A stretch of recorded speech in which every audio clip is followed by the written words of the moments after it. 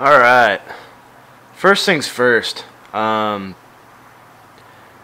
guess somehow I managed to get voted as a featured member on fishtanktv.com, which was really out of the blue for me, but damn if that's not a great honor, and I appreciate it. Whoever was responsible for that decision. I'm just doing it out of the love, so feels good to get a little bit back, and I appreciate it. Thank you. Thanks to all the new subscribers. Let me know if you got any questions. Honestly, kind of running slim on ideas and stuff, so one idea I did have was to talk about what's called seeding, meaning seeding a new tank with established filter medium or filter stuff from an existing mature tank, and that is actually what I did to get this 10-gallon going. But what I want to cover is a couple things, couple mistakes that I think I may have made along the way. So if anyone else decides they want to do this, to kind of help you guys out. So here's what I did. This is also the first time I'm making a movie with my iPod, so forgive me. It's not my normal camera, but that's not available to me right now. This tank, this 20, I got this going probably in January, let's say. Definitely after New Year's. I had this hang-on back bio wheel filter. It's a Marine Land Penguin, whatever, smaller size. It's rated up to 20 gallons basically, and I had it on the 20 long. So that thing was actually running on there for about 3 months. Well established. This tank was well established. Went through all the cycling and all that. I wanted to start this tank. So about a week into the building of the background and everything, which ended up taking like 3 weeks total time to get this thing, even to get water in it. But about a week into that process, I decided I wanted to use the hang-on back filter for the 20-gallon on here, which is a 10-gallon tank, and to kind of one-up the filtering on this tank. So I ended up buying the next size up hang-on back bio wheel type filter for this tank, which is rated up to 30 gallons, I believe. So I got a 30-gallon filter on a 20-gallon tank, which was a brand new filter and had no nitrifying bacteria. So it was almost starting from scratch. Dude, this iPod sucks. So what I had done was, in the 2 weeks that this was being constructed, I took the bio wheel out of this tank, or out of this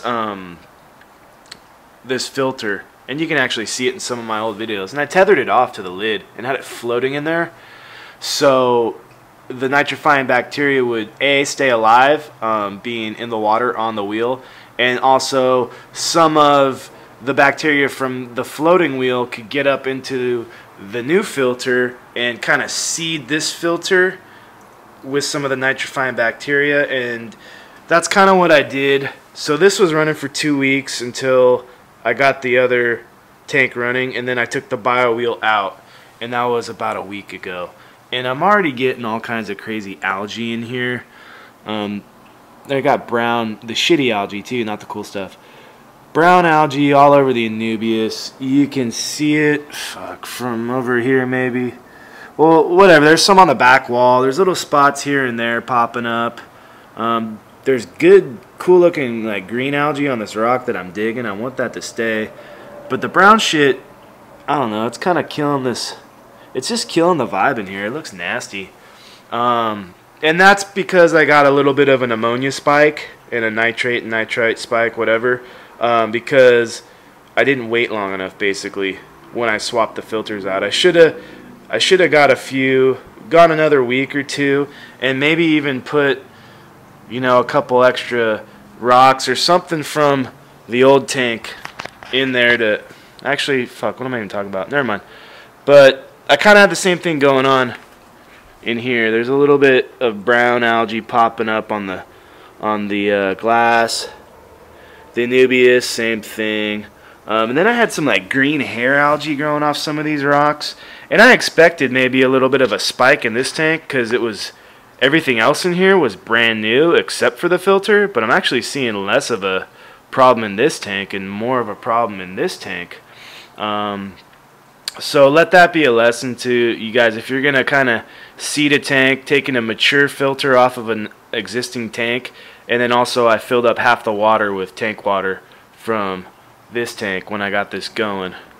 But let it be a lesson to you. Let that stuff established. Also, what I should have done is take out this filter right here.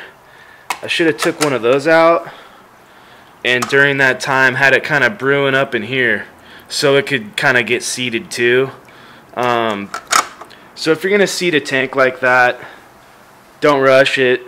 That's kind of the point I'm getting at with everything. Just don't rush things. Take your time. Do it correctly. Do a little extra research before in like the planning stages of your projects, and ask questions. That's what happened to me. I got a little bit of an algae bloom. I'm gonna clean these things up. I don't work tomorrow, so I'll probably do it today. I'll do one tank and I'll do another tomorrow. And also test your water before and after you do a tank cleaning or a water change, and just make sure you don't kind of mess that up. And after when you do your after water changes or your after testing on a water change, dude, I'm all fried. I've been at work all week. It's been a hell of a week. Give it a day after you clean the tank and let everything kind of settle before you do like your after testing. So those are a little bit of pieces of advice I can give you guys. Ask questions though. Once again, thanks for featured memberness and all that cool stuff. I'm going to keep videos coming, and thanks to all the new subscribers. Later.